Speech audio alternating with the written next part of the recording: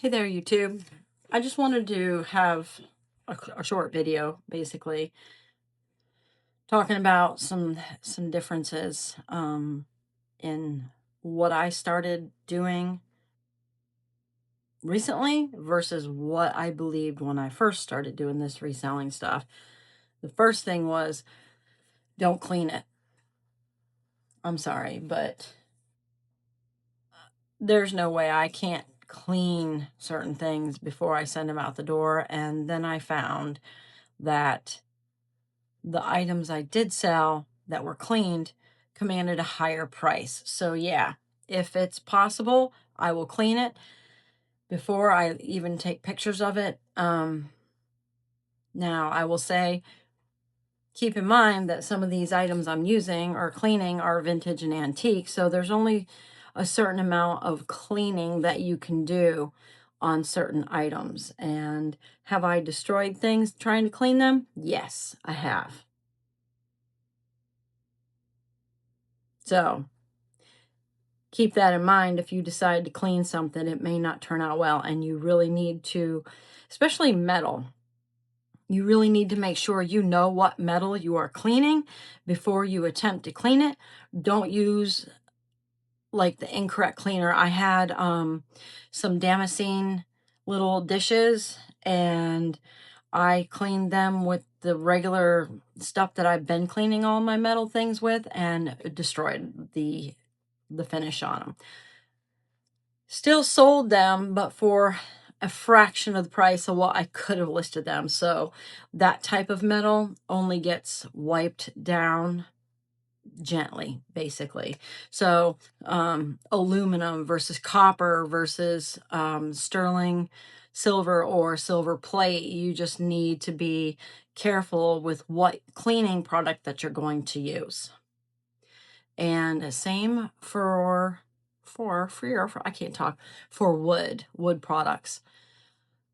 A lot of times you get these items and they're old and they're grimy because, I don't know, people don't think about cleaning the items that they use all the time. Case in point, I have a teapot, a copper teapot with a wood handle that I have been trying to clean now for a couple months. I did a couple passes on it and it was better. And I finally got irritated enough that I'm like, I'm not cleaning this damn thing one more time, which I then moved it to the processing room, basically, and it sat there on the floor now 2 months. We're 2 months in.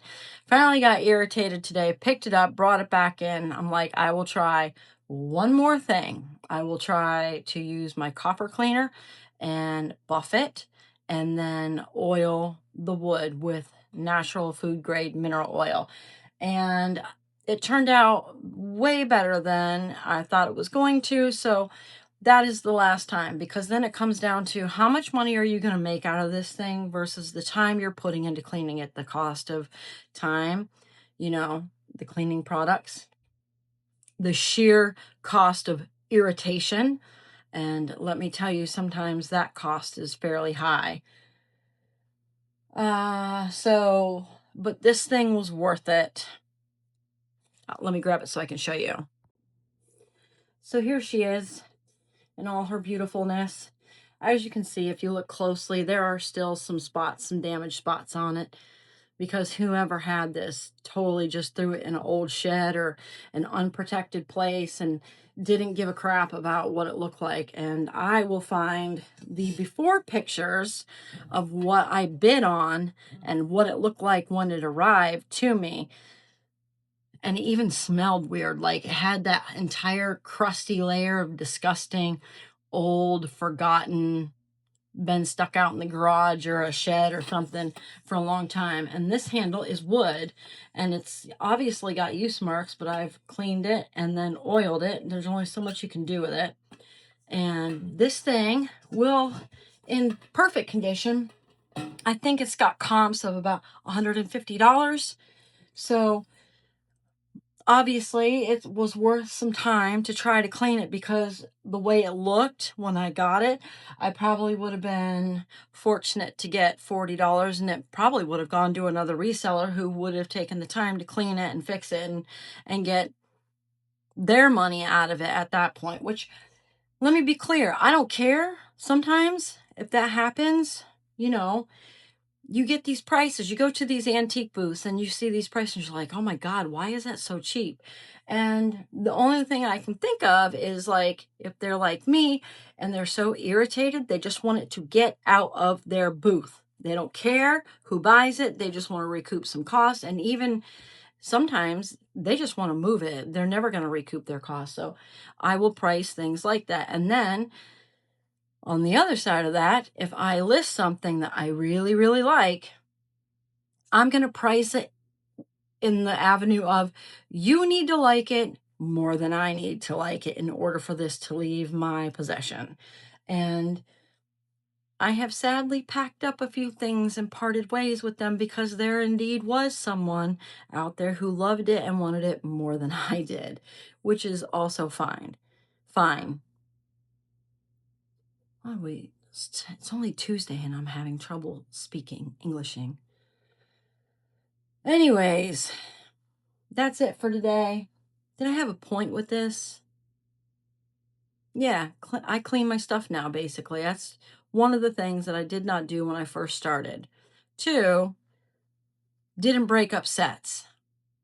I was like, oh, this purist, right? I'm not going to break up this set, blah, blah, blah, blah, blah. And that's ridiculous because nobody needs a 250 piece of antique Limoges china set these days. They might, but how long are you going to sit on this bad boy until it sells? With that being said, it does take a little while to sell it piece by piece by piece, but I think I have made more profit selling items like that than trying to stress out packing this whole thing, you know, heavy, delicate, and fragile stuff, getting it out the door. And those are just two things that I do differently than what I used to do. It's Tuesday. It is cycle night, so I have cycle and then a stretch class to teach later this evening, and I'm still cleaning up some things, so that'll be it for now. Y'all take care, and I'll see you next time.